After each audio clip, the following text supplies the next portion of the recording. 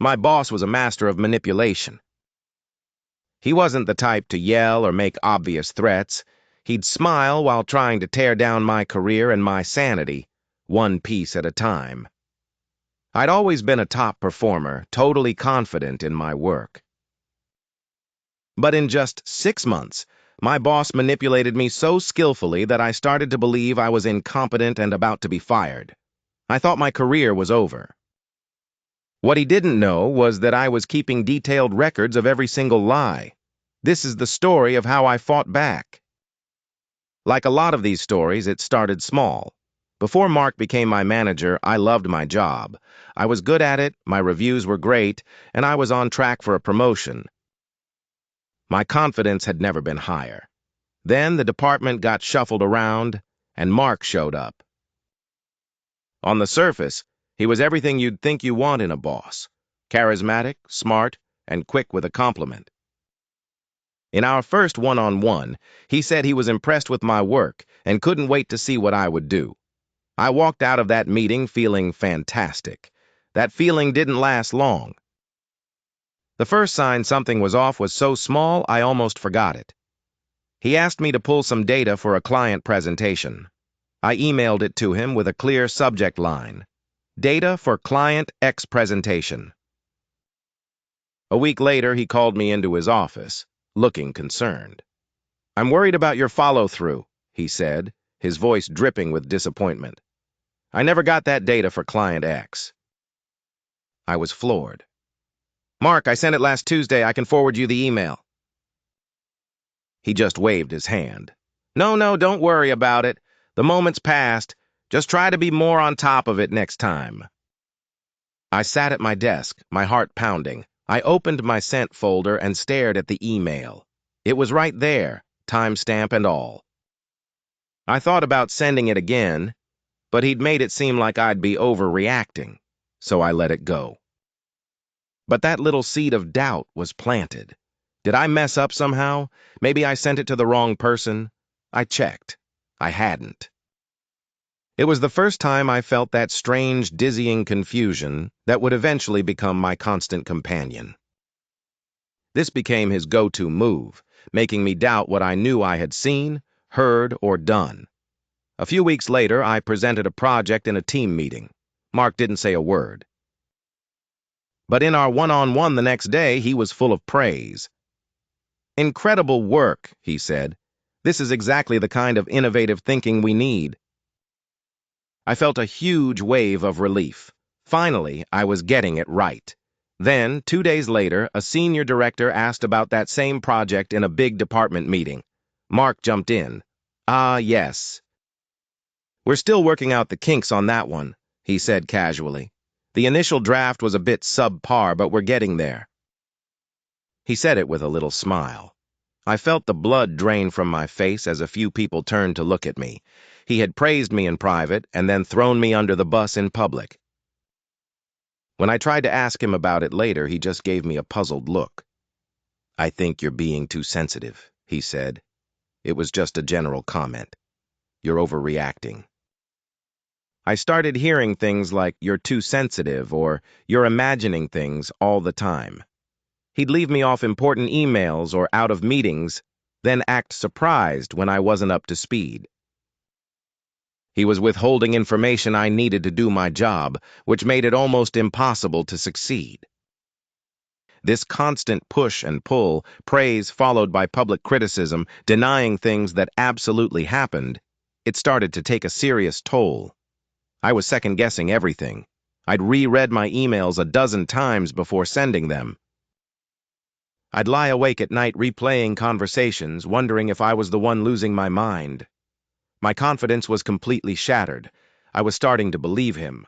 I was starting to believe that I was incompetent. The turning point wasn't some quiet aha moment. It felt more like a public execution.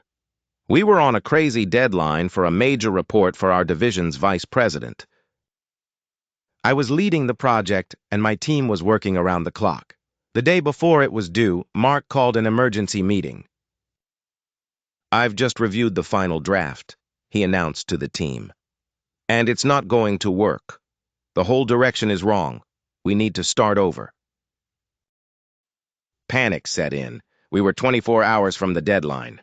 Start over? I asked, my voice shaking. Mark, this is the exact outline you signed off on 3 weeks ago. We've had weekly check-ins where you said we were on track. He just looked at me, his expression cold. I never signed off on this direction. I specifically remember telling you to focus on the European market data, not North America. You must have misunderstood. This was a blatant, undeniable lie. He hadn't just approved the outline. The VP herself had requested the North American focus. I had it in writing. My two colleagues just sat there, frozen, their eyes darting between us. They knew I was right. They were in the meetings, but the power dynamic was too strong, and they stayed quiet. Then he said the words that changed everything. I'm going to have to email the VP and let her know we're going to miss the deadline because my team dropped the ball. It's a shame, but I have to be transparent about these performance issues. He was going to blame us for a crisis he completely invented. The audacity of it was so shocking that it was like a switch flipped in my brain. The fog of confusion and self-doubt just burned away, replaced by a cold, hard clarity. This wasn't me. I wasn't incompetent. I wasn't crazy. I was being manipulated. This was a game, and he was trying to break me. That's when I knew I had to fight back. That night, I didn't go home defeated. I felt energized. The fear was still there, but now it was mixed with anger. I realized arguing wasn't the answer. Documenting everything was. I bought a notebook and created a password-protected file on my personal computer. I started from the beginning, writing down every incident I could remember. Dates, times, who was there, and the exact words he used. I went through my work email and forwarded every relevant message to my personal account. The email where I sent the data for Client X. The email from the VP requesting the North American focus. The chat logs where Mark had praised the project outline. I had receipts. From then on, I documented everything immediately. After every talk with Mark, I'd write down a time-stamped summary. After every verbal instruction, I'd send a follow-up email. Hi, Mark, I'd write. Just to confirm our chat, you've asked me to prioritize task Y and pause task Z. Please let me know if I've misunderstood. For me, this did two things. First, it created a paper trail he couldn't deny. Second, it made me feel like I was taking back control. I wasn't just a passive victim of his reality bending anymore. I was an archivist of the truth. I was building a case, not just for HR, but for my own sanity. Every entry was a little reminder. This happened. You are not imagining it. I also started reality testing with a mentor outside my company. I'd describe a situation factually, and she'd confirm that no, that behavior was not normal or acceptable. That outside validation was a lifeline. If any of this feels familiar, that sense of confusion where someone at work is making you question your own grip on reality, share a single word in the comments that describes how it made you feel. You'd be surprised how many of us have been there. It's so important to know you're not alone. Armed with my documentation, my interactions with Mark started to change. I became calm, factual, and relentlessly professional. The next time he tried to move the goalposts in a meeting, I was ready. Actually, Mark, I said, my voice steady, in the project plan you approved on May 12th, which I can pull up, the target was set at X. Was there a new directive I missed? He was so used to me getting flustered that my calm, evidence-based question caught him completely off guard. He stammered, backpedaled, and dropped it. It was a small victory, but it felt huge. I was taking my power back, one documented fact at a time. The final confrontation came about a month later. He called me into a meeting with an HR person I'd never met. He had a stack of papers and a somber look on his face. He was putting me on a performance improvement plan, PIP. He started listing my so-called failures, a greatest hits of his made-up stories. He mentioned the missed deadline for Client X. He talked about my inability to take feedback, referencing the project that went in the wrong direction. It was a masterclass in rewriting history. A few months earlier, this would have crushed me. But as he spoke, I felt surprisingly calm. He thought he was cornering me, but he had no idea I was the one who had set the trap.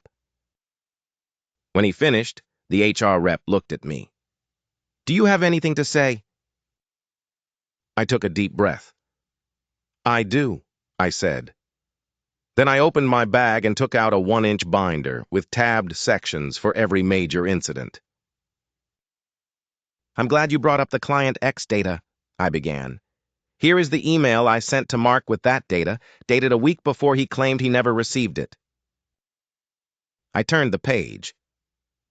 "Regarding the project that went in the wrong direction, here is the initial request from the VP specifying a North American focus. Here is the outline I sent to Mark based on that request, and here is his emailed response with the words, 'Looks great, proceed as planned.'" I went on like this for 10 minutes. For every accusation, I had a documented, time-stamped, and irrefutable piece of evidence. I presented the facts calmly, without emotion. I didn't call him a liar or a gaslighter. I just laid out the truth. The contrast between his vague accusations and my specific, documented reality was stark. Mark's smug look slowly melted, replaced by a pale, slack-jawed shock. The HR rep, who at first seemed skeptical of me, was now staring at Mark, her pen frozen over her notepad. In my case, the outcome was incredibly fortunate. The PIP was rescinded on the spot, and the company launched an official investigation. I was immediately offered a transfer to a different department, under a director known for her integrity. I took it in a heartbeat. I never had to speak to Mark again. The last I heard, the investigation uncovered similar complaints from others, and he wasn't with the company a few months later. But honestly, what happened to him stopped being my focus. The victory wasn't about revenge. The real victory was winning my own mind back. That experience taught me just how damaging this kind of manipulation can be. It thrives in ambiguity and feeds on self-doubt. For me, the most powerful weapon against it was clarity. Keeping records wasn't about being petty. It was about creating my own unshakable source of truth when someone was trying to rob me of mine. It's a way to protect your professional integrity and, more importantly, your mental health. While documenting everything doesn't guarantee a perfect outcome with HR, it gives you a foundation of facts to stand on. I did get my confidence back. I thrived in my new role and was even promoted within a year. The experience left a scar, but it also left me with a deep understanding of my own resilience. He tried to break me, but in the end, he only made me stronger. So if you are going through something that feels like this, please hear me. Trust your instincts. You are not overreacting.